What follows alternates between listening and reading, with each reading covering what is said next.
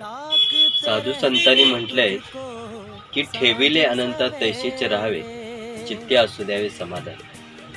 की ज्या दिवशी तुमचं मन उदास असेल, आजचं टेन्शन, उद्याचं टेन्शन, कुटुंबाचं टेन्शन, तेव्हा हा विचार करून आपण झोपलं पाहिजे की माझ्या डोक्यावर ॲटलिस्ट छप्पर आहे, मला घालायला चांगले कपडे आहेत की जे फाटलेले नाहीत किंवा दुसऱ्याचे वापरलेले नाही, मला रोज ताजं जेवायला मिळतंय जे कुणाचं उष्ट नाही अथवा शिळं नाही, माझे हातपाय व्यवस्थित आहेत, मला चालता येतं, मला हिंडता फिरता येतं, मला कुणाच्या आधाराची गरज नाही, स्वतःची कामं मी स्वतः करतोय.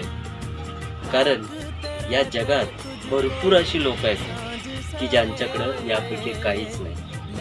जर आपल्याकडे सर्व काही गोष्टी असतील तर आपण खुश राहिलं पाहिजे की देवानं आपल्याला खूप काही दिलंय.